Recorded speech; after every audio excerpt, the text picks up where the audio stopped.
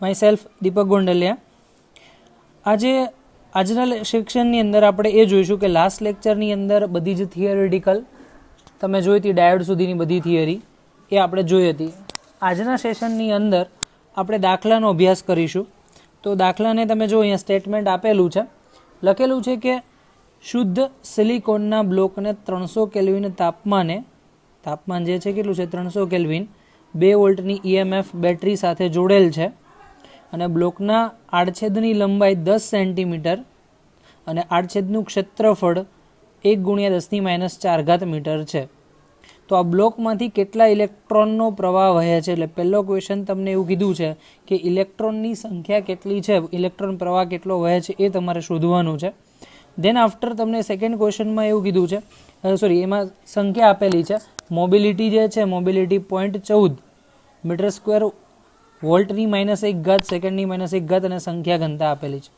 તો વિદ્યાર્થી મિત્રો, આપણે પ્રવાહ શોધવા માટે એક સમીકરણ છે, I is equal two NEA VD. I is equal two શું થશે? NEA VD. તો સિમ્પલ સમીકરણની અંદર આપણે બધી જ કિંમત મૂકી દઈશું તો એક્ઝેક્ટલી તમને જે છે આઈની કિંમત મળી શકે છે. સેકન્ડ થિંગ કે તમને એક્ઝેક્ટલી વીડીની કિંમત આપેલી નથી, અહીંયા કોઈ જગ્યાએ વીડી આપેલો નથી. તો વીડી શોધવા માટે આપણે શું કરીશું? તો વીડી શોધવા માટે પહેલાં તો સમીકરણ જે છે તમને યાદ હોવું જોઈએ કે મોબિલિટીનું એક સમીકરણ મેં આગળ કીધું હતું, મ્યુ ઇઝ ઇક્વલ ટુ વીડીના છેદમાં ઈ. કદાચ તમને યાદ હશે કે મ્યુ ઇઝ ઇક્વલ ટુ વીડીના છેદમાં ઈ આ સમીકરણ વડે દર્શાવી શકીએ છીએ. તો વિદ્યાર્થી મિત્રો, ઈ પાછું તમને કોઈ જગ્યાએ આપેલું નથી, વિદ્યુત ક્ષેત્ર નથી, તો મારે ઈ શોધવા માટે બી પાછું સમીકરણ જોઈશે. તો ઈ શોધવા માટે એક સમીકરણ છે, ઈ is equal two V/D. E is equal two શું થશે? વીના છેદમાં ડી. તો આટલો જે કોન્સેપ્ટ છે તમે ધ્યાનમાં રાખી શકો છો અને દરેકની કિંમત મૂકી અને આગળ નેક્સ્ટ સ્ટેપમાં તમે જઈ શકો છો. તો પહેલાં અહીંયા યાદ રાખો કે ઈ શોધવા માટે પહેલું જ કામ ઈ શોધવાનું છે. તો ઈ બરાબર V/Dનું સમીકરણ વાપરો. વી તમને જો ઉપર 2 વોલ્ટ આપેલી છે અને લંબાઈ જે છે 10 સેન્ટીમીટર મતલબ કે 0.1 મીટર વડે દર્શાવેલ છે. તો વિદ્યાર્થી મિત્રો, તમે અહીંયા જોશો જે વિદ્યુત ક્ષેત્ર મળે છે એ વિદ્યુત ક્ષેત્ર તમને મળશે 20 વોલ્ટ પ્રતિ મીટર. કેટલું મળશે? 20 વોલ્ટ પ્રતિ મીટર. સેકન્ડ થિંગ કે તમારે પ્રવાહ શોધવાનો છે. તો પ્રવાહ તમને આપવા માટે એક ક્ષેત્રફળની જરૂર પડશે. તો ક્ષેત્રફળ તો આપી જ દીધું છે 10⁻⁴. ચલો નેક્સ્ટ વીડી શોધીએ.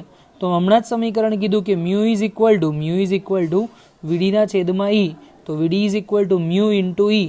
મ્યુ તમને જો આપી દીધું છે મોબિલિટી 0.14 લખ્યું અહીંયા અને ઈ તમને મળી ગયું 20. તો ગુણાકાર કરશો તો 2.8 મીટર પ્રતિ સેકન્ડ જેટલો જવાબ મળશે. આઈનું સમીકરણ લખી નાખો. તો આઈનું સમીકરણ શું થાય? NEA VD. વીડીની કિંમત મળી ગઈ, બધાની કિંમત તમને અહીંયા મળી ગઈ, બરાબર. આ વીડી અહીંયા નીચે ખોટું લખ્યું છે, એ વીડી ત્યાં નહીં આવે, ત્યાં માત્ર જવાબમાં આવશે આઈ. તો હું એને સંખ્યાત્મક રીતે આઈ લખી નાખું. એન સંખ્યા ઘનતા જો 1.5 લખી તો જો અંડરલાઈન કરો 1.5. એની કિંમત તમને ખબર છે કેટલી મળશે? 1.6 × 10⁻19. ક્ષેત્રફળ એ આપી દીધું 10⁻⁴. અને બીજી વસ્તુ તમે જોઈ શકો છો કે નેક્સ્ટ જે છે મ્યુ ઇન્ટુ ઈ, બંનેનો ગુણાકાર જે તમને મળે છે એ તમને 2.8 જેટલો વેગ મળી ગયો. તો સમગ્ર ગણતરી કરશો તો જવાબ આવશે 6.72 × 10⁻⁷. 6.72 × 10⁻⁷. હવે આ તો હું ના શીખવાડી શકું, સિમ્પલ કેલ્ક્યુલેશન કરવાનું જે જાતે જ કરવાનું છે. નેક્સ્ટ ક્વેશ્ચન પર આપણે સ્વિચ ઓવર કરીએ. નેક્સ્ટ ક્વેશ્ચનમાં એવું કીધું છે, શુદ્ધ સિલિકોન અર્ધવાહકનું 6400 ઓમ ઇનવર્સ મીટર ઇનવર્સ છે વાહકતા ધરાવતા. યાદ રાખજો કે અહીં તમને જે વાહકતા જે છે એ શેના વડે દર્શાવી શકાય? એક વસ્તુ યાદ રાખો કે અવરોધકતા એટલે શું થાય? ઓમ ઇન્ટુ મીટર. અને ઓમ ઇન્ટુ મીટરનું તમે વ્યસ્ત લખી નાખો એને વાહકતા કહેવાય. તો વાહકતા બરાબર ઓમ ઇનવર્સ અને મીટર ઇનવર્સ એના વડે દર્શાવી શકાય. તો તમે જો આ એકમ છે વાહકતાનો છે. તો n પ્રકારના અર્ધવાહકમાં રૂપાંતરણ કરવા માટે ઉમેરવામાં આવેલ અશુદ્ધિઓનું અંદાજિત સંખ્યા ઘનતા શોધો. અંદાજિત સંખ્યા ઘનતા શોધવાની છે. તો વિદ્યાર્થી મિત્રો, અહીં ક્વેશ્ચનમાં તમને NE શોધવા માટે કીધેલું છે. મોબિલિટી આપી દીધી છે, મોબિલિટીનો એકમ પણ તમને આપી દીધો છે metre square volt inverse second inverse.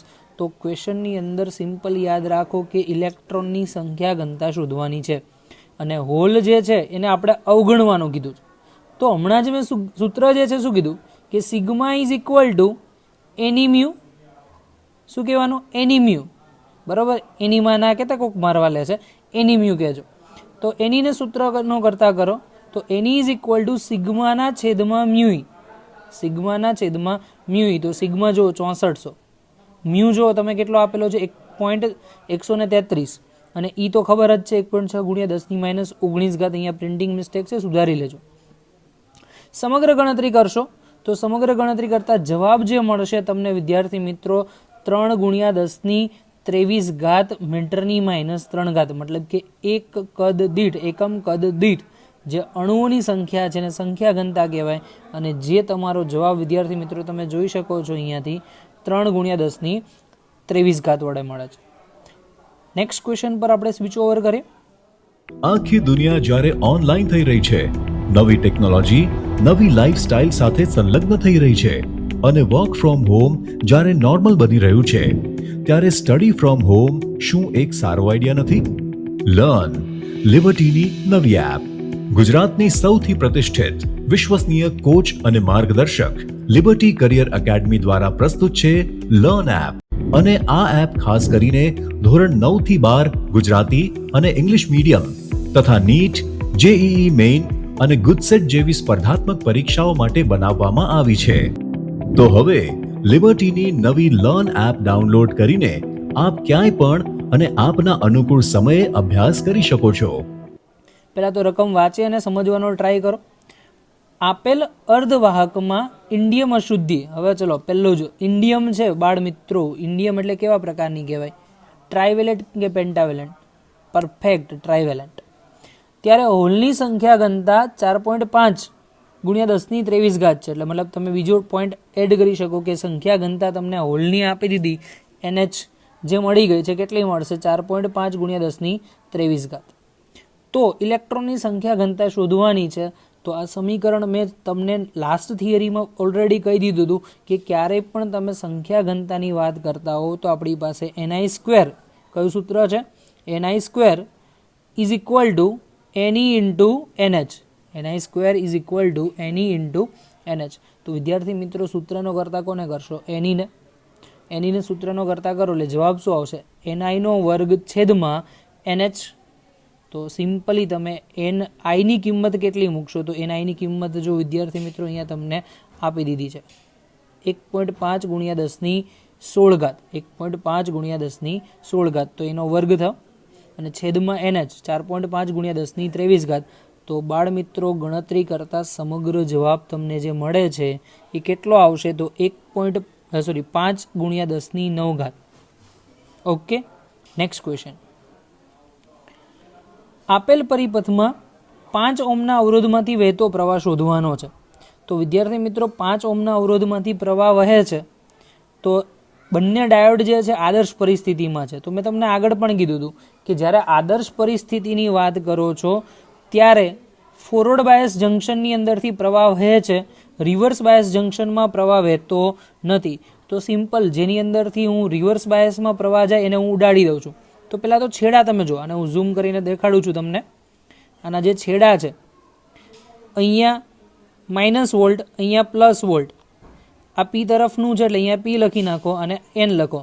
તો માઇનસથી પ્લસ અને પ્લસથી માઇનસ, એટલે આ જે છે રિવર્સ બાયસમાં છે. તો હું અહીંયા જો સિમ્પલ ચોકડી મારી દઉં છું, આને ધ્યાનમાં લેવાનું નથી.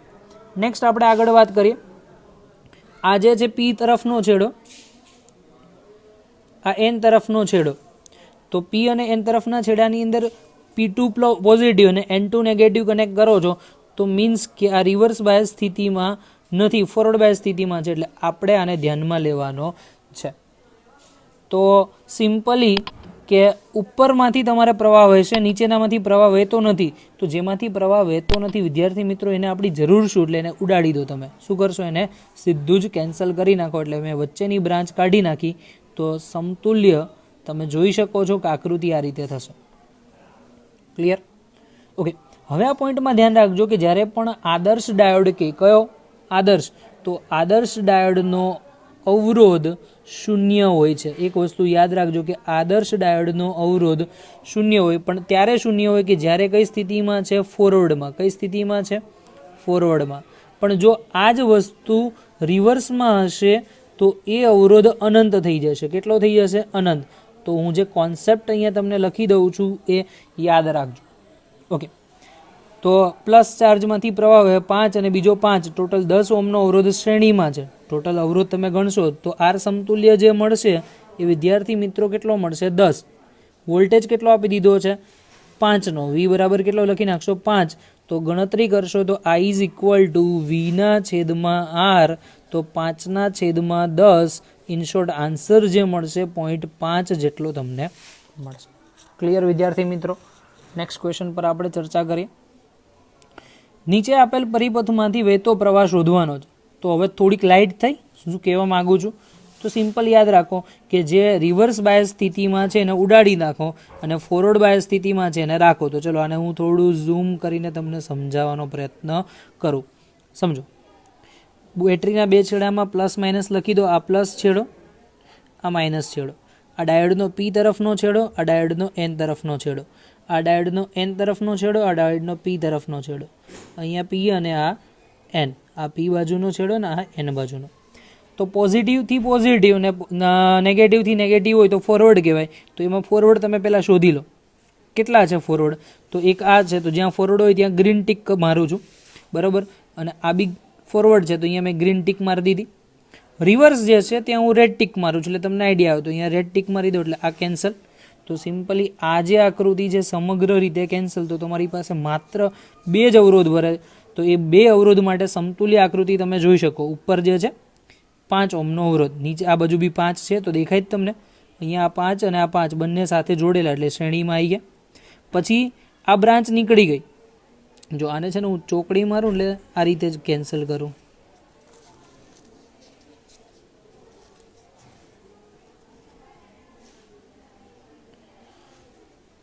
અહીંયાથી આમ કેન્સલ એટલે તમને આઈડિયા આવશે. જે નથી રાખો ને એને કેન્સલ મારતો. ઓકે, હવે અહીંયા જો એ છેડો કેન્સલ, તો પણ આ 20 ઓહ્મના અવરોધવાળો એક અવરોધ રહેશે અને ઉપર 5 ને 5 10. તો સમગ્ર આકૃતિ હું જો અહીંયા દર્શાવીશ તો કંઈક આવી મળશે. સમતુલ્ય અવરોધ આ 10નો, અહીંયા સમતુલ્ય અવરોધ આ 20નો અને એની સાથે બેટરી જે છે 10ની. ઓકે, તો બંને અવરોધ જે છે કઈ રીતે જોડાયેલા છે? પરફેક્ટ, સમાંતરમાં. તો સમાંતરનું સમતુલ્ય મૂલ્ય તો ખબર છે, 2નો ગુણાકાર છેદમાં 2નો સરવાળો. તો તમે જોઈ શકો છો કે સમતુલ્ય અવરોધ 2નો ગુણાકાર એટલે 200/30. તો કેટલો જવાબ આવશે? 20/3. પ્રવાહ શોધવા માટેનું સમીકરણ વિના છેદમાં આર. પ્રવાહ શોધવા માટેનું સમીકરણ શું થાય? વોલ્ટેજ બાય અવરોધ આર.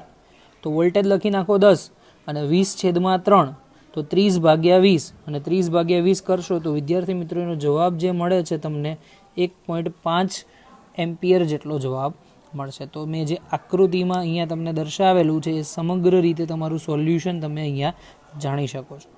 હજુ પણ એના જેવી એકાદી સિસ્ટમ લઈ લો એટલે તમને વધારે આઈડિયા આવશે.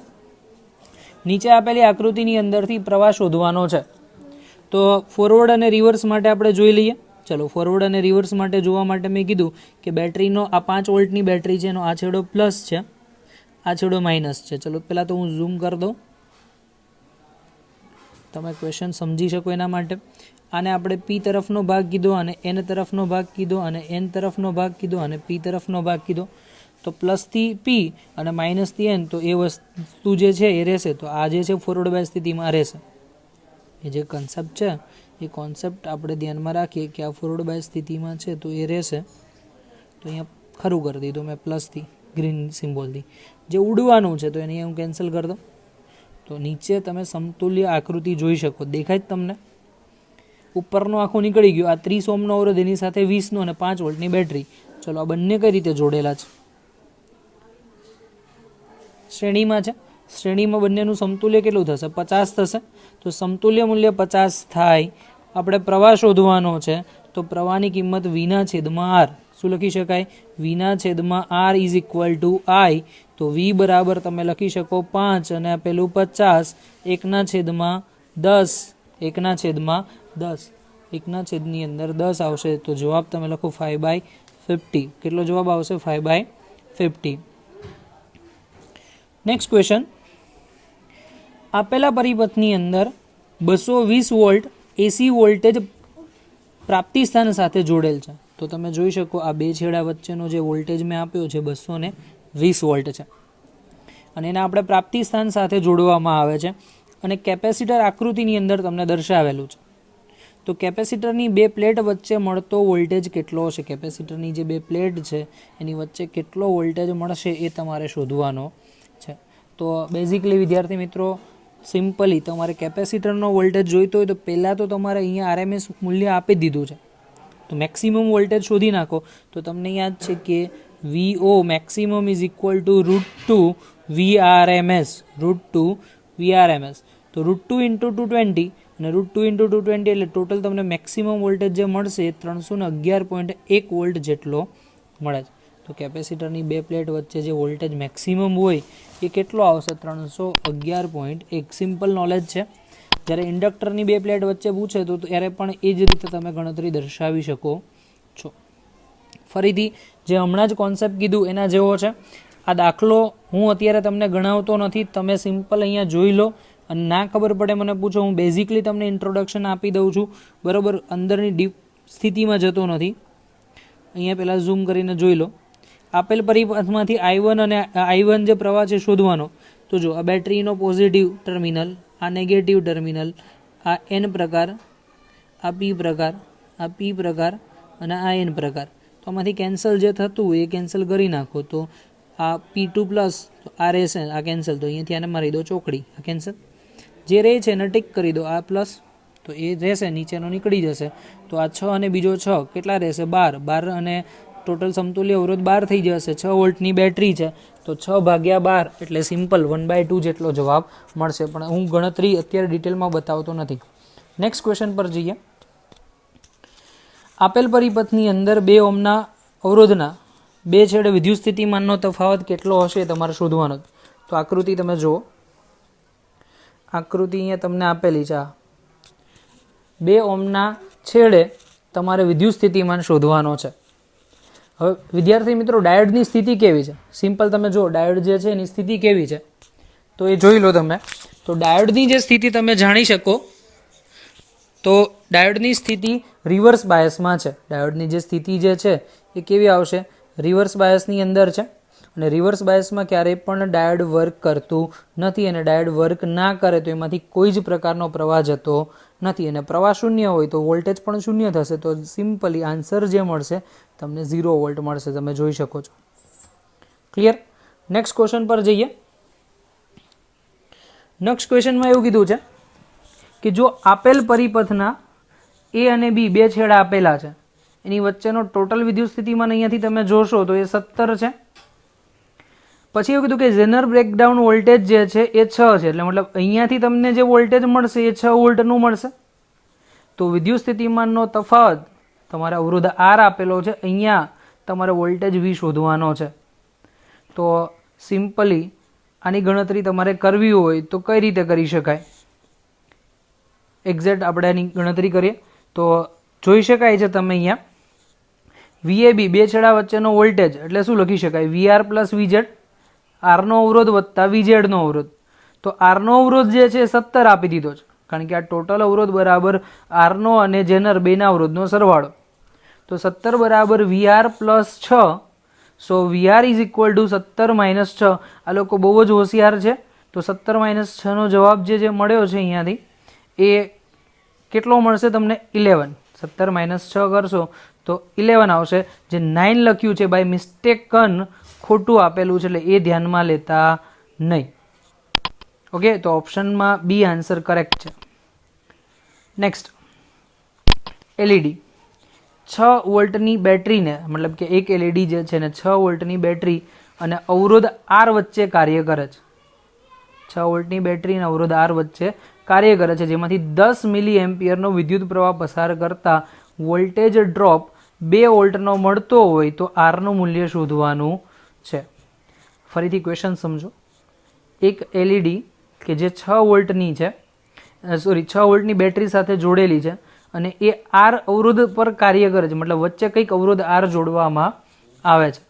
હવે એની અંદરથી 10 મિલી એમ્પિયરનો વિદ્યુત પ્રવાહ પસાર કરવામાં આવે છે. કેટલો પ્રવાહ જાય છે? 10. ત્યારે જે વોલ્ટેજ ડ્રોપ, બે છેડે જે વોલ્ટેજ મળે એ 2 વોલ્ટનો છે.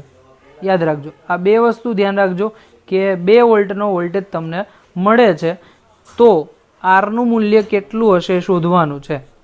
તો વિદ્યાર્થી મિત્રો, તમારી પાસે જે સમતુલ્ય વોલ્ટેજ મળે, એક તો એલઈડીનો હશે અને બીજો અવરોધ આરનો હશે. તો V LED plus V R is equal to 6. હું આવું લખી શકું, 6 વોલ્ટ બરાબર V LED plus V R. ચલો, એલઈડી માટે તમને કેટલા મળે છે? 2 વોલ્ટ. તો 6 માઇનસ 2 બરાબર વી આર, માટે વી આર ઇઝ ઇક્વલ ટુ 4. વી આરની જે કિંમત મળશે કેટલી આવશે? 4. તો વી આરની કિંમત આપણે આઈઆર વડે દર્શાવી, તો આઈઆર બરાબર 4. તો આર બરાબર શું લખી શકાય? 4 ના છેદમાં આઈ. તો આઈ કેટલો આપેલો છે? 10 મિલી એમ્પિયર, એટલે 10 - 2 ઘાત થાય, તો 4 ગુણ્યા 10 + 2 ઘાત અંશમાં આવશે. તો સમતુલ્ય જવાબ તમને મળશે 400 ઓહ્મ. કેટલો જવાબ મળશે? 400 ઓહ્મ. નેક્સ્ટ ક્વેશ્ચન પર જઈએ. નીચે દર્શાવેલ પરિપથમાં વહેતો પ્રવાહ આઈ શોધવાનો છે. આકૃતિની અંદર તમને એક પરિપથ આપેલો છે. એ પરિપથ માટે વહેતો પ્રવાહ આઈ કેટલો હશે એ તમારે શોધવાનું છે. અને ડાયોડને આદર્શ ડાયોડ માનવામાં આવે છે. જે તમે ડાયોડ લો છો એ આદર્શ છે. અને આદર્શ ડાયોડ માટે યાદ રાખજો કે 2 પરિસ્થિતિ હોય. પહેલી પરિસ્થિતિની અંદર આપણે એવું કહી શકીએ કે જો રિવર્સ બાયસમાં છે તો કોઈ જ પ્રવાહ વહેતો નથી. કેમ? કારણ કે ડાયોડનો અવરોધ અનંત છે. બીજી પરિસ્થિતિ, જો પ્રવાહ વહે છે, મતલબ કે ડાયોડ જે ફોરવર્ડ બાયસ સ્થિતિમાં તો પ્રવાહ વહે છે, તો એ પરિસ્થિતિમાં ડાયોડનો અવરોધ 0 છે. ચેક કરો અહીંયા, એક સાઈડ 20 વોલ્ટની બેટરી જોડેલી છે, એક સાઈડ 20 વોલ્ટની બેટરી જોડે, અને પછી એના છેડે બી ગ્રાઉન્ડિંગ કર્યું છે ને અહીંયા બી ગ્રાઉન્ડિંગ કરેલું. તો હું અહીંયા એવું કહી શકું કે આ છેડે 20 વોલ્ટ હશે, બરાબર, અને આ છેડે 0. અહીંયા બી કેટલો હશે? 0. તો સિમ્પલી 2 પોઈન્ટની અંદર તમે જોઈ શકો છો કે D2 ડાયોડની અંદર આ જે છે અહીંયાથી પ્રવાહ દિશામાં ગયો, અહીંયાથી આ દિશામાં પ્રવાહ જાય છે, જે હું એરો બનાવું છે. તો D2 ડાયોડ ફોરવર્ડ રિવર્સમાં થશે અને D1 જે છે ફોરવર્ડમાં થશે. તો એને હું સંજ્ઞા વડે અહીંયા દર્શાવી દઉં. તો આમાંથી પ્રવાહ વહે છે, આમાંથી પ્રવાહ વહેતો નથી. કમ્પ્લીટ? ઓકે. તો આના માટે હવે ગણતરી કરીએ. તો E is equal to I into R. બે છેડા વચ્ચેનો વિદ્યુત સ્થિતિમાનનો તફાવત 20 થશે. બે છેડા વચ્ચે વિદ્યુત સ્થિતિમાનનો તફાવત 20. તો 20 બરાબર I ઇન્ટુ 2000. 20 બરાબર I ઇન્ટુ 2000. તો I બરાબર 20 છેદમાં 2000. I બરાબર 20 છેદમાં 2000 એટલે કે 1/100. અને 1/100 એટલે કે હું લખી શકું 10 - 2 ઘાત. એટલે કે આમ લખી શકાય કે 10 ગુણ્યા 10 - 3 ઘાત. એટલે જેને કહેવામાં આવે છે 10 મિલી એમ્પિયર. તો આ સમગ્ર સંતુલિત સમીકરણને 10 મિલી એમ્પિયર વડે મેં દર્શાવેલું છે. નેક્સ્ટ ક્વેશ્ચન જે છે એની અંદર તમને અલગ અલગ પરિસ્થિતિ આપેલી છે. એ પરિસ્થિતિ આપણે જોઈ લઈએ અને એના રિલેટેડ ઓપ્શન કયો સાચો છે એ તમારે કહેવાનું છે. તો નીચે દર્શાવેલ સર્કિટમાં PN junction ડાયોડમાં D1, D2, D3 3 diode આપેલા છે, જેમાં A અને B વચ્ચે જોડેલા છે. તો ડાયોડને આદર્શ ડાયોડ તરીકે લેતા A અને B ને સપ્લાય વોલ્ટેજ જોડતા, મતલબ A છેડે અને B છેડે તમે ધારો કે નીચે આપેલા વોલ્ટેજ જોડો છો, તો એમાંથી ચડતા ક્રમની અંદર તમારે દર્શાવવાનું છે કે કઈ પરિસ્થિતિની અંદર અવરોધ વધારે, પછી એનાથી સૌથી ઓછો, એનાથી વધારે, અને લાસ્ટમાં મેક્સિમમ અવરોધ કઈ રીતે હશે એ દર્શાવવાનું છે. તો પહેલી વસ્તુ વાત કરો અહીંયા ફર્સ્ટ ટાઈમ. અહીંયા -10 લખો તમે. અહીંયા શું લખો છો? -10. અને અહીંયા -5. તો આમાંથી વધુ વોલ્ટેજ કોનો કહેવાય? -10 કે -5? તો તમે બેઝિકલી કહી શકો નેગેટિવમાં જેટલી સંખ્યા નાની એટલો વોલ્ટેજ વધારે. તો -5 વધારે. તો આ છેડાને હું પ્લસ વડે દર્શાવું, આ છેડાને હું માઇનસ વડે દર્શાવું. તો પ્લસ સાથે પ્લસ અને માઇનસ સાથે માઇનસ, તો એવી પરિસ્થિતિ કઈ છે? કયો ડાયોડ એવો આવશે? તો તમે જોઈ શકો છો આ પ્લસ સાથે માત્ર ને માત્ર D2 ડાયોડ ફોરવર્ડમાં આવશે. કયો ડાયોડ આવશે? D2 diode. અને બાકીના બંને રિવર્સમાં આવશે. એટલે આમાંથી પ્રવાહ વહે છે, બાકીના બંનેમાંથી પ્રવાહ વહેતો નથી. તો બાકીની બે લાઈનને હું ધારો કે કેન્સલ જ કરી દઉં. બાકીની બે લાઈન છે અને આખું ઉડાડી દઉં, આ લાઈન ઉડાડી દઉં. તો આપણી પાસે માત્ર શ્રેણી જોડાણ જ છે. શ્રેણી જોડાણમાં અવરોધ કેટલો થાય? તો તમે જો R/4, R અને R/4. તો ટોટલ તમે લખી શકો છો R વત્તા R/4 વત્તા R/4. અને જેનું સમતુલ્ય મૂલ્ય તમે ગણશો તો એ સમતુલ્ય મૂલ્ય તમને વિદ્યાર્થી મિત્રો મળશે 3/2R. તો પહેલી પરિસ્થિતિ માટે અવરોધનું જે મૂલ્ય મળે છે એ કેટલું મળશે 3/2r. તો હું આ બધું જ રબ કરી નાખું છું અને સિમ્પલ જે આન્સર છે એને ટીક કરું છું. બધું રબ કરીને ફર્સ્ટ ટાઈમ આન્સર છે એને ટીક કરું છું. તો એ આન્સર જે મને મળે છે 3/2r. કેટલો મળશે? 3/2r. ઓકે. સેકન્ડ કેસની અંદર તમને એવું કીધું કે -5 એટલે અહીંયાથી -5 લખો, અહીંયાથી -10 લખો. તો આ છેડો તમારો પોઝિટિવ થયો, એ છેડો પોઝિટિવ, બી છેડો નેગેટિવ. તો D1 અને D3 જે છે એ બંને ફોરવર્ડમાં થયા, D1 અને D3 ફોરવર્ડમાં થયા અને D2 જે છે રિવર્સમાં થયો. રિવર્સ વાળાને તો આખી લાઈન ઉડાડી દો. ઓકે. ઉપર આર અવરોધ, અહીંયા બી આર, તો બંનેનું સમતુલ્ય તમે લખશો તો એ સમતુલ્ય બંનેનું કેટલું મળશે? તો આ બંનેનું સમતુલ્ય મળશે r/2, કારણ કે વચ્ચેનું મેં કાઢી નાખ્યું. r/4 અને r/2 ત્રણેયનો સરવાળો કરો, શ્રેણી જોડાણ થઈ ગયું. તો જ્યારે સેકન્ડ કેસની અંદર વાત કરો છો r/4 પ્લસ r/2 અને પ્લસ r/4, તો માત્ર અવરોધ તમને મળે છે કેટલો? તો એ અવરોધ મળે છે r. ઓકે. આ સેકન્ડ માટે આન્સર મળ્યો. ચલો થર્ડ માટે આન્સર શોધી લઈએ. થર્ડ માટે શું કીધું છે? -4 અને -12. -4 અને -12. તો અહીંયા -4 લખી દો, અહીંયાથી -12 લખી દો. તો જે છેડો છે અહીંયાથી આ -4 વાળો પ્લસ અને -12 વાળો જે છે માઇનસ. તો સેમ કન્ડિશન કોના જેવી થઈ? સેકન્ડ ઓપ્શન જેવી જ થઈ. હવે સેકન્ડ ઓપ્શન જેવી કન્ડિશન થાય તો એ પરિસ્થિતિમાં હું એવું કહી શકું કે આ D2 જે છે કઈ સ્થિતિમાં છે? રિવર્સમાં. તો એને કાઢી નાખો અને બાકીના બંને છે ફોરવર્ડમાં, તો એમને એમ રાખો. તો આ બેઠી પરિસ્થિતિ સેકન્ડ માટે થઈ. તો સમતુલ્ય અવરોધ ત્રીજા માટે બી કેટલો મળશે? તો ત્રીજા માટે બી સમતુલ્ય અવરોધ તમે જોઈ શકો છો કે કેટલો મળે છે? r. કેટલો અવરોધ મળે છે? r જેટલો. તો અહીંયા તમે જોઈ શકો કે સમતુલ્ય અવરોધ r મળે. તો બીજો અને ત્રીજો બંને સરખા, પણ પહેલો જે છે એના કરતાં વધારે. તો હું અહીંયા એવું લખી શકું કે second and third both are equal and જે ફર્સ્ટ છે એના કરતાં ગ્રેટર છે. તો લેસ ધેન ફર્સ્ટ આપણે આવ્યું. તો તમારો ઓપ્શન સી જે છે પરફેક્ટલી કરેક્ટ તમે દર્શાવી શકો છો. નેક્સ્ટ ક્વેશ્ચનની અંદર તમે જોઈ શકો કે નીચેનામાંથી કયો ડાયોડ ફોરવર્ડ બાયસ સ્થિતિમાં છે? હવે તો આનો આન્સર તમે જાતે સમજી ગયા હશો. ફોરવર્ડ બાયસ સ્થિતિ માટે શું લખવાનું કે પ્લસ સાથે પ્લસ અને માઇનસ સાથે માઇનસ. તો આને 10 વોલ્ટ અહીંયા ગ્રાઉન્ડ કરેલું એટલે અહીંયા 0. તો આ પ્લસ છેડો કહી દો, આ માઇનસ કહી દો. તો અહીંયા n છે અને અહીંયા p છે. તો n અને પ્લસ સાથે ના થાય તો આ રિવર્સમાં થાય, તો અહીંયા r લખી નાખો. એટલે પહેલો ઓપ્શન શક્ય નથી. ચલો બીજામાં -10 અને -5. તો આમાં તમે જોઈ શકો કે -5 નો વોલ્ટેજ વધારે એટલે આ પ્લસ, આ માઇનસ, આ n અને આ p. તો p સાથે માઇનસ છે તો આ ફરીથી લખી નાખો, રિવર્સમાં છે એટલે આ બી આવશે નહીં. નેક્સ્ટ જો અહીંયા ગ્રાઉન્ડ એટલે કે 0 વોલ્ટ, અહીંયા -5. તો 0 -5 કરતાં વધારે મળે. તો ઇન શોર્ટ આપણે એવું કહી શકીએ કે આ છેડો પ્લસ, આ છેડો માઇનસ, આ p અને આ n.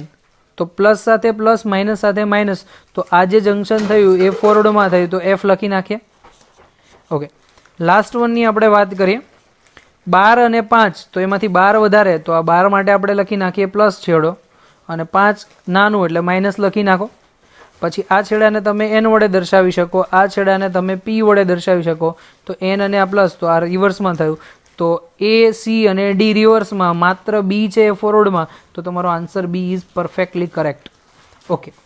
તો આજના ક્વેશ્ચનમાં તમને મેક્સિમમ આ રીતના ક્વેશ્ચન જે પૂછાય એ તમે જોઈ શકો છો. હવે નેક્સ્ટ હું થિયોરિટિકલ પોર્શન કે જે તમારી ટેક્સ્ટ બુકમાં નથી પણ નીટમાં અને JEEમાં કમ્પલસરી આવે જ છે, તો એ ટોપિકને હું કવર કરવા જઈ રહ્યો છું. તો ફ્રેન્ડ્સ બહુ જ ધ્યાન રાખજો, ટોપિક મિસ ના થાય, ખબર ના પડે. તો 1 કે 2 વખત વિડીયો જે તમે ફાસ્ટ ફોરવર્ડ કરી અને જોઈ શકો છો, જેનાથી તમારા કોન્સેપ્ટ ક્લિયર થઈ જાય. તમારું ધ્યાન અહીંયાથી હટવું જોઈએ નહીં. ટ્રાન્ઝિસ્ટર. હવે ટ્રાન્ઝિસ્ટર એક એવી રચના છે કે જેની અંદર 2 p પ્રકારના અને n પ્રકારનો, અથવા તો 2 n પ્રકારના અને 1 p પ્રકારનો અર્ધવાહક છે એ રીતે જોડવામાં આવે કે જેથી એક ટ્રાન્ઝિસ્ટરની રચના થાય. તો બેઝિકલી હું તમને કહું કે તમે સેન્ડવિચ ખાધી હોય તો સેન્ડવિચમાં શું હશે કે ઉપર 2 બ્રેડના લેયર હશે, નીચે તમે કોઈ પણ મસાલો ભરી શકો છો. તો એવી જે ગોઠવણ છે એ ગોઠવણ જે આપણે અહીંયા જોઈશું એને ટ્રાન્ઝિસ્ટર કહેવાય. કે ઉપર અને નીચે ધારો કે 2 p પ્રકારના અર્ધવાહક છે અને વચ્ચે ધારો કે હું એન પ્રકારનું અર્ધવાહક જોડી દઉં તો આને કહેવામાં આવે છે PNP. ઉપરની સાઈડ P, નીચેની સાઈડ P અને વચ્ચે N છે તો એને કહેવાય PNP. ધારો કે હું એવું કહું ઉપર N નીચે BN, ઉપર અને નીચે બંને સાઈડ જે છે N પ્રકારનો અર્ધવાહક અને વચ્ચે ધારો કે તમારે P પ્રકારનો અર્ધવાહક છે તો એને કહેવામાં આવે છે NPN ટ્રાન્ઝિસ્ટર. તો બે પ્રકાર છે ટ્રાન્ઝિસ્ટરના, PNP અને NPN, જે તમારે ઘણી વખત અગત્યના જોવા મળે છે અને એના ક્વેશ્ચન લગભગ મોસ્ટલી પૂછાતા જ હોય છે. તો તમે જુઓ આકૃતિની અંદર PNP પ્રકારનું ટ્રાન્ઝિસ્ટર છે. PNP પ્રકારના ટ્રાન્ઝિસ્ટરમાં બે છેડા આગળ P પ્રકાર અને વચ્ચે N છે. તો એના આધારિત ત્રણ ભાગ પડે. એક તો એમીટર, બીજું છે બેઝ અને ત્રીજું છે કલેક્ટર. યાદ રાખજો કે એમીટરની અંદર સૌથી વધારે અશુદ્ધિ હશે. અશુદ્ધિનું પ્રમાણ જે છે એ સૌથી વધારે એમીટરમાં હશે, એના પછી કલેક્ટરમાં હશે અને સૌથી એકદમ ઓછી અશુદ્ધિ બેઝમાં હશે. વિદ્યાર્થી મિત્રો ધ્યાન રાખજો કે અશુદ્ધિ જે છે, અશુદ્ધિનું પ્રમાણ સૌથી વધારે એમીટર, એના પછી કલેક્ટર અને સૌથી ઓછું બેઝમાં આવશે. પણ વિસ્તારની દ્રષ્ટિએ વાત કરીએ તો વિસ્તાર સૌથી વધારે કલેક્ટરનો, એના પછી એમીટરનો અને એના પછી બેઝનો છે. ઓકે, તો આ બેઝિક કોન્સેપ્ટ તમને ખબર પડી ગઈ. પણ તમને એમ પૂછે કે આની રચના કઈ રીતે બનાવવાની, તો એક ત્રિકોણ બનાવો. ત્રિકોણની અંદર બે ઇનપુટ આપી દો, બરાબર. મતલબ કે અહીંયાથી તમે કહી શકો કે અહીંયાથી કોઈ પણ બે ઇનપુટ અને એક આઉટપુટ વડે તમને દર્શાવેલું છે. તો બેઝિકલી આપણે અહીંયા વચ્ચેનો જે ભાગ છે એને બેઝ કહી દો, આ સાઈડ કલેક્ટર કહી દો અને આ સાઈડ એમીટર કહી દો. તો PNP ની અંદર પ્રવાહનું વહન ક્યાંથી થાય, તો તમે જોઈ શકો કે PNP ની વાત કરીએ તો PNP માં એમીટરની અંદર P છે, એમીટરમાં P છે, તો હંમેશા વિદ્યુત વહન P થી N તરફ થાય. P થી N તરફ એટલે કે એમીટરથી બેઝ તરફ થશે. કઈ બાજુ હશે? એમીટરથી બેઝ. તો આપણે એક એમીટરથી બેઝ તરફની દિશામાં એરો બનાવવાનો છે. નેક્સ્ટ ટોપિક જે છે ટ્રાન્ઝિસ્ટરની અંદર જ NPN ટ્રાન્ઝિસ્ટર. તો NPN ટ્રાન્ઝિસ્ટરમાં બંને સાઈડ N હશે અને વચ્ચે P પ્રકારનું ટ્રાન્ઝિસ્ટરને સેન્ડવિચ, એટલે કે વચ્ચે એનું જંકશન બને છે. એક બીજું કહું કે ધારો કે તમને MCQ પૂછાય કે ટ્રાન્ઝિસ્ટરની અંદર કેટલા જંકશન બને, તો વિદ્યાર્થી મિત્રો ખાસ ધ્યાન રાખજો કે ટોટલ બે જંકશન બનશે, N થી P માં એક અને P થી N માં એક. કોઈ પણ સંજોગોમાં તમને પૂછે કે ટ્રાન્ઝિસ્ટરમાં બનતા જંકશન કેટલા, તો બે જંકશન છે, N થી P વચ્ચે એક અને P થી N વચ્ચે બીજું. તો અહીંયા જો, અહીંયા પ્રવાહ ક્યાંથી હોય? ધનથી લઈને ઋણ, તો મતલબ બેઝમાંથી લઈને એમીટરમાં જશે. તો સેમ જોડાણ B, E અને C. હવે પ્રવાહ ક્યાંથી આવ્યો? બેઝમાંથી એમીટરની અંદર. તો જો મેં અહીંયા ડ્રો કરી આકૃતિ, પ્રવાહનો જે છેડો છે ક્યાંથી ક્યાં બતાવ્યો છે? બેઝથી લઈ અને એમીટર વચ્ચે. તો ધ્યાન રાખજો કે પ્રવાહનું વહન કઈ રીતે થાય એ ખાસ આપણા માટે જોવાનું છે. મેક્સિમમ હવે આપણે જોઈએ કે ટોટલ 3 પ્રકારના ટ્રાન્ઝિસ્ટર છે. એ 3 પ્રકારના ટ્રાન્ઝિસ્ટરની અંદર પહેલું છે કોમન બેઝ, કોમન એમીટર અને કોમન કલેક્ટર. આપણા સિલેબસની અંદર કોમન બેઝ અને કોમન એમીટર છે, પણ કોમન કલેક્ટરનો ઉપયોગ કોઈ જગ્યાએ કરવામાં આવતો નથી. તો ચલો આપણે કોમન બેઝની વાત કરીએ. સૌ પહેલો જે ટ્રાન્ઝિસ્ટર છે કોમન બેઝ. કોમન બેઝની અંદર મેં કીધું કે સૌથી વધારે અશુદ્ધિ એમીટરમાં હોય, સૌથી વધારે અશુદ્ધિ એમીટરમાં છે. તો પ્રવાહ એમીટરમાંથી બેઝમાં પણ જશે અને કલેક્ટરમાં પણ જશે. તો ટોટલ પ્રવાહ કોના લીધે ઉત્પન્ન થયો? એમીટરના લીધે. અને એ પ્રવાહ ક્યાં ગયો? બેઝમાં અને કલેક્ટરમાં. તો એમીટરના પ્રવાહનો સરવાળો ઇઝ ઇક્વલ ટુ બેઝનો પ્રવાહ વત્તા કલેક્ટરનો પ્રવાહ. I બરાબર એમીટરનો પ્રવાહ, IB બરાબર બેઝ પ્રવાહ અને IC બરાબર કલેક્ટર પ્રવાહ.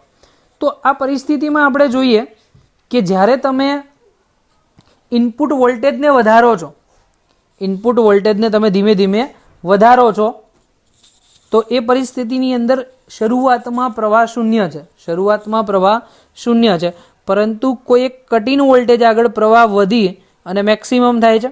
તો તમે કોઈ પણ અલગ દ્રવ્ય લો તો એ બંને પરિસ્થિતિ માટે, ધારો કે તમે વોલ્ટેજ પહેલી વખત કોઈ ચોક્કસ વોલ્ટેજને ફિક્સ કરી નાખો છો, 50 વોલ્ટ હોય કે 10 વોલ્ટ હોય કે 5 વોલ્ટ હોય, ત્યારે બે અલગ અલગ વોલ્ટેજ માટે જ્યારે આલેખ બનાવો, કોના અલગ અલગ વોલ્ટેજ? તો તમારા આઉટપુટ વોલ્ટેજને અચળ રાખવાનો.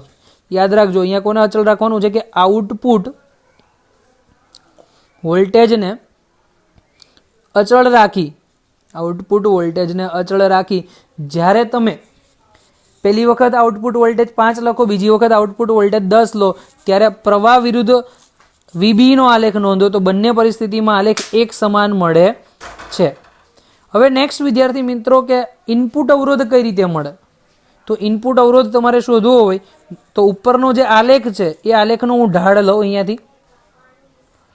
તો અવરોધ બરાબર શું લખી શકાય?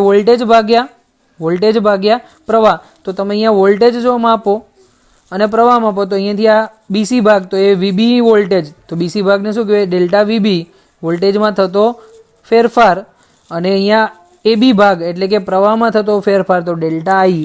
તો મતલબ લખી શકું કે ઇનપુટ અવરોધ ઇઝ ઇક્વલ ટુ ઇનપુટ અવરોધ is equal two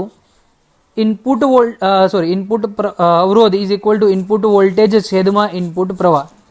input voltage છેદમાં ઇનપુટ પ્રવાહ, જેને તમને અહીંયા દર્શાવેલું છે. હવે નેક્સ્ટ વસ્તુ જે છે આઉટપુટ લાક્ષણિકતા. તો આઉટપુટ લાક્ષણિકતાની અંદર હવે અહીંયા શું અચળ રાખવાનું છે? પ્રવાહ, ઇનપુટનો પ્રવાહ અચળ રાખવાનો છે. અને એ આલેખ તમે જ્યારે દોરો છો તો એ આલેખ તમે જોઈ શકો કે દરેક આલેખની અંદર અલગ અલગ તમારા ઇનપુટ પ્રવાહ માટે તમે જો કિંમત આઈની પહેલી વખત, આઈની બીજી વખત, આઈની ત્રીજી, 3 અલગ અલગ કિંમત મૂકો છો તો ત્રણેય આલેખની એક જ લાક્ષણિકતા જોવા મળે. અને જે પરિસ્થિતિ માટે તમે જોઈ શકો આઉટપુટ અવરોધ, અને એ આઉટપુટ અવરોધ કેટલાનો છે? તો R0 બરાબર ડેલ્ટા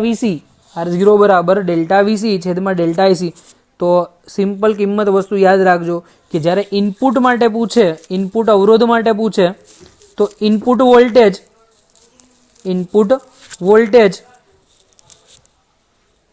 છેદમાં ઇનપુટ પ્રવાહ, અને આઉટપુટ અવરોધ માટે પૂછે તો આઉટપુટ વોલ્ટેજ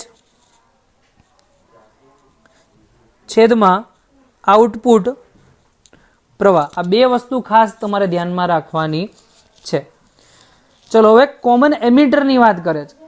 કોમન બેઝમાં જે છે એની અંદર તમારું વચ્ચેનું જે બેઝ છે એને તમે ગ્રાઉન્ડ કરી દો છો. અહીંયા કોને ગ્રાઉન્ડ કરવામાં આવશે? એમિટરને. લાસ્ટની થિયરી જે હતી એમાં બેઝને ગ્રાઉન્ડ કર્યું હતું. તો સેમ એના માટે પણ આ જ આલેખ મળે છે, એમાં કોઈ જ ચેન્જ નથી. પણ ફરક એટલો છે કે એમિટરને ગ્રાઉન્ડ કરો છો તો પ્રવાહ બેઝમાંથી વહે છે, ત્યાં તમે બેઝને ગ્રાઉન્ડ કર્યું તો પ્રવાહ એમિટરમાંથી. તો ફરક તમે અહીંયાથી જોઈ લો કે ઇનપુટ અવરોધ બરાબર ઇનપુટ વોલ્ટેજ છેદમાં ઇનપુટ પ્રવાહ. હવે અહીંયા ઇનપુટ પ્રવાહ કોણે આપ્યો? તો બેઝ માટે. ત્યાં કોણ આપતું હતું? તો એમિટર માટે. તો તમે જો આલેખ અહીંયાથી સિમ્પલ સમજાવી દઉં. અહીંયા હું રચના લખું છું ટ્રાન્ઝિસ્ટરની. આ બાજુ સી, આ બાજુ બી અને આ બાજુ ઈ. તો તમે અહીંયા જોઈ શકો કે મેં અહીંયાથી કોમન બેઝ અને કોમન કરી દીધું, એટલે આમાંથી પ્રવાહ નહીં જાય. તો પ્રવાહ જશે ક્યાંથી? ખાલી એમિટરમાંથી. બે જ શક્યતા છે, કાં તો બેઝમાંથી જશે ને કાં તો એમિટરમાંથી. કારણ કે હંમેશા કલેક્ટરમાંથી તો આઉટપુટ જ મળશે. તો તમારી પાસે હવે એક જ વસ્તુ વધી, ઇનપુટ લેવા માટે એમિટર વધ્યું. એ જ વસ્તુ હું તમને અહીંયા દોરીને સમજાવું છું.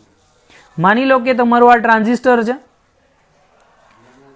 આ ટ્રાન્ઝિસ્ટરનો સી છેડો, આ બી છેડો, એ ઈ છેડો અને આ બી છેડો. તો અત્યારે હું કોને ગ્રાઉન્ડ કરી દઉં છું? બેઝને. ચલો તો બેઝને તમે અહીંયાથી હટાવી લો તો બેઝની એમિટર, બેઝ તો આગળ આમ લઈ લો, એમિટરને તમે હટાવી લો. ચલો અહીંયાથી એમિટર કાઢી નાખ્યું તો વધ્યું કોણ? માત્ર ને માત્ર બેઝ. તો તમારું ઇનપુટ બેઝમાંથી આવશે અને આઉટપુટ સીમાંથી જ આવશે. તો તમે જોઈ શકો કે ઇનપુટ અવરોધ બરાબર ઇનપુટ વોલ્ટેજ છેદમાં ઇનપુટ પ્રવાહ. ઓકે, હવે આઉટપુટ લાક્ષણિકતા બી એ જ રીતે મળશે. આઉટપુટ લાક્ષણિકતા માટે તમારે ઇનપુટનો પ્રવાહ અચળ કરવાનો પડે. ઇનપુટનો પ્રવાહ આપ્યો કોણે? બેઝ માટે. તો આઈબી અચળ લખ્યું. તો આઉટપુટ અવરોધ બરાબર R0 is equal to delta VC છેદમાં ડેલ્ટા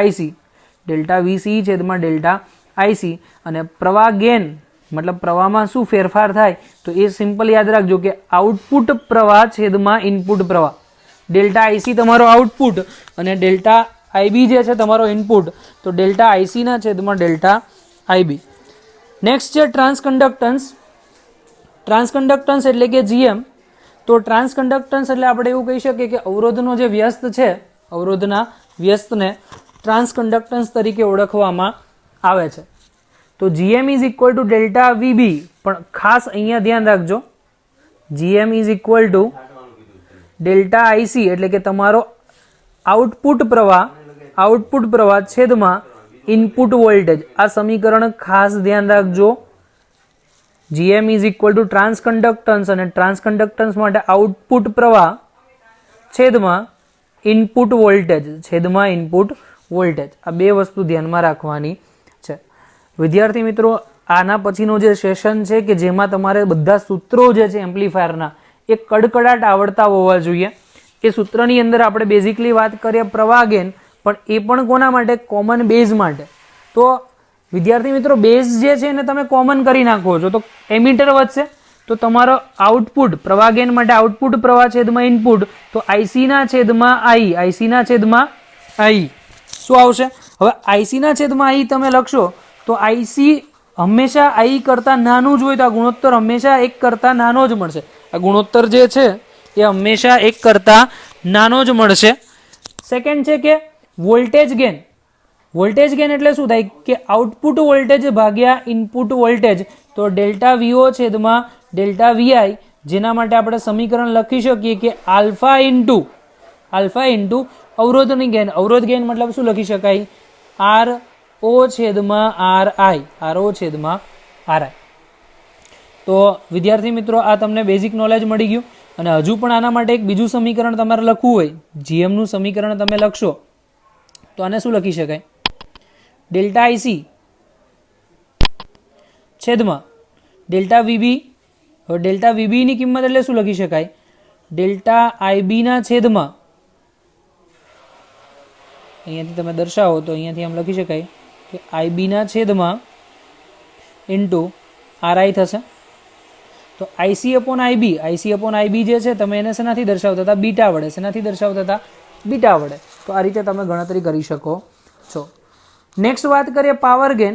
પાવર ગેઇન માટે લખી શકાય કે આઉટપુટ પાવર છેદમાં ઇનપુટ પાવર, આઉટપુટ પાવર છેદમાં ઇનપુટ પાવર. અને પાવર માટે તમે લખી શકો કે IO છેદમાં II ઇન્ટુ VO છેદમાં VI. IO છેદમાં II ને આપણે શું કીધું હતું? તો સિમ્પલ IO છેદમાં II ને આલ્ફા કીધું, અને VO છેદમાં VI એને આલ્ફા ઇન્ટુ અવરોધ ગેઇન એટલે કે RO બાય RI. તો ઇન શોર્ટ આપણે લખવું હોય તો શું લખાય? આલ્ફા સ્ક્વેર RO છેદમાં RI. ઓકે, જે સૂત્ર તમે કોના માટે મેળવ્યા હતા? કોમન બેઝ માટે. એ જ રીતે એમીટર માટે મેળવી લો. તો અહીંયા આલ્ફાની જગ્યા આવશે બીટા, અને બીટા ઇઝ ઇક્વલ ટુ લખી શકાય IC ના છેદમાં IB.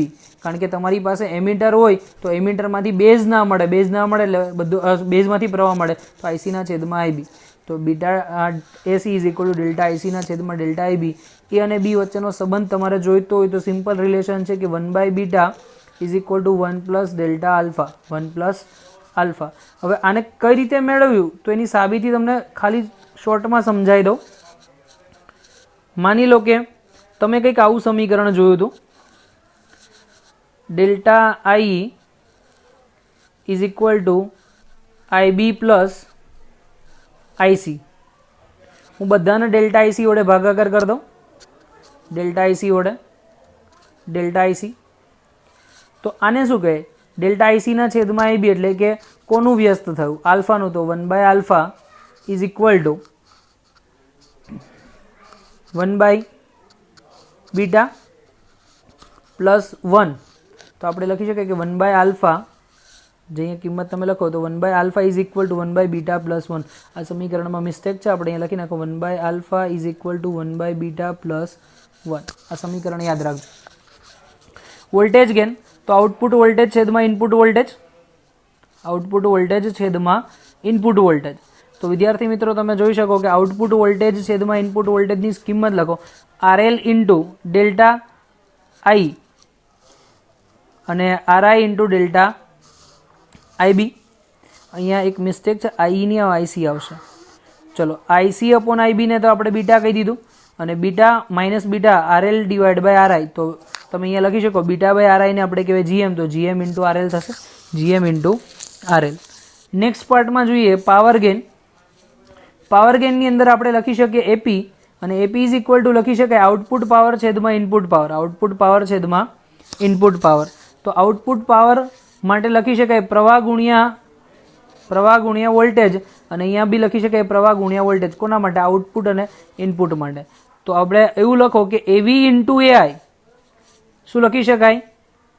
વોલ્ટેજનો પાવર, વોલ્ટેજ ગેન ઇન્ટુ પ્રવાહ ગેન, વોલ્ટેજ ગેન ઇન્ટુ પ્રવાહ ગેન. તો વોલ્ટેજ ગેન તમે વિદ્યાર્થી મિત્રો અહીંયા જોઈ શકો છો. વોલ્ટેજ ગેન જે છે એ કેટલાની મળશે? તો વોલ્ટેજ ગેન તમને સિમ્પલ મળે માઇનસ જીએમ ઇન્ટુ આરએલ. શું મળે છે? Minus GM into RL. અને એઆઈ છે, એઆઈ એટલે કે પ્રવાહ ગેન, અને પ્રવાહ ગેન તો તમને મળે છે બીટા જેટલી. તો લખી નાખો અહીંયા બીટા. તો અહીંયા લખી નાખો કિંમત minus beta by RI into R into beta. તો શું થયું? Beta square R divide by L. અહીંયા લખી નખાય beta square R L divide by RI. Next પોર્શનમાં એવું કીધું છે ટ્રાન્ઝિસ્ટરના ઉપયોગો. ટ્રાન્ઝિસ્ટરના 3 ઉપયોગ છે. એક તો સ્વિચ તરીકે, એમ્પ્લીફાયર તરીકે અને ઓસિલેટર તરીકે. ટ્રાન્ઝિસ્ટરનો આપણે ઓન ઓફ સ્વિચ આવે એ ઓન ઓફ સ્વિચમાં પણ થાય છે, એમ્પ્લીફાયરમાં પણ થાય છે, અને ઓસિલેટર મતલબ કે તમે કોઈ પણ રેડિયો સ્ટેશન જોયું હશે તો રેડિયો સ્ટેશનમાં તમારી ફ્રીક્વન્સીને ટ્યુન કરી શકાય, અપ એન્ડ ડાઉન કરી શકાય, તો એના માટે પણ એનો ઉપયોગ કરવામાં આવે છે. તો એફ બરાબર આપણે લખી શકીએ 1/2 પાઈ અંડર રૂટ એલસી. એફ બરાબર 1/2 પાઈ અંડર રૂટ એલસી. તો આ સમીકરણ અહીંયા સુધીના જે છે એ ખાસ ધ્યાન રાખજો. નેક્સ્ટ લેક્ચરમાં ટ્રાન્ઝિસ્ટરના દાખલા કઈ રીતે ગણાય આ બધા જ સૂત્રો એક સાથે તમે નોટ કરીને રાખજો.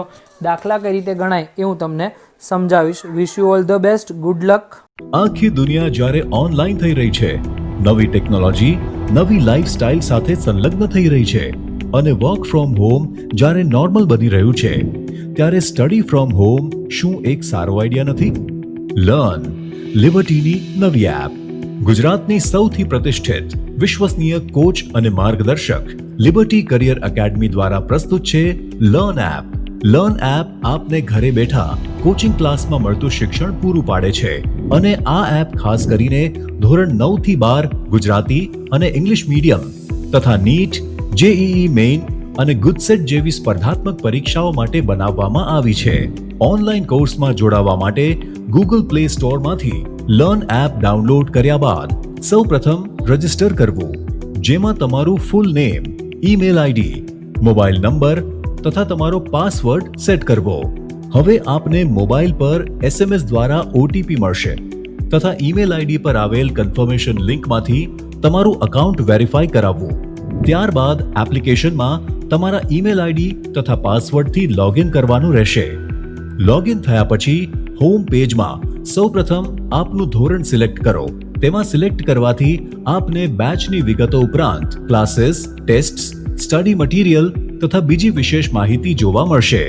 એક વખત આ પ્રક્રિયા પૂરી થયા પછી બાય નાવ બટન ક્લિક કરીને આપેલ પેમેન્ટ ઓપ્શન્સમાંથી કોઈ પણ ઓપ્શન જેવા કે ડેબિટ કાર્ડ, ક્રેડિટ કાર્ડ અથવા ગૂગલ પે સિલેક્ટ કરીને તરત જ એનરોલ કરી શકો છો. હવે આપની નક્કી કરેલી બેચ ખુલશે. નમસ્તે વિદ્યાર્થી મિત્રો. અને અનુકૂળતા પ્રમાણે આપ નિષ્ણાંત શિક્ષકો દ્વારા સમજાવવામાં આવેલ લેક્ચર સેશન્સ જોઈ શકો છો. આ લેક્ચરને વધુ સમજવા માટે પીડીએફ મટીરિયલ્સ ડાઉનલોડ કરી શકશો. એક વખત વિષય સમજી લીધા પછી ચેપ્ટર વાઇઝ ક્વિઝ આપીને પોતાની વિષય સમજ ચકાસી શકો છો. અને જો ક્યાંક આપને કોઈ સમસ્યાનો ઉકેલ ના મળે તો ચિંતા ના કરશો. અમારા ઇન્ટરેક્ટિવ લાઈવ ડાઉટ સોલ્વિંગ સેશન્સમાં લાઈવ ચેટ બોક્સ દ્વારા તમારી મૂંઝવણ તરત દૂર કરી શકો છો. તો હવે લિબર્ટીની નવી લર્ન એપ ડાઉનલોડ કરીને આપ ક્યાંય પણ અને આપના અનુકૂળ સમયે અભ્યાસ કરી શકો છો.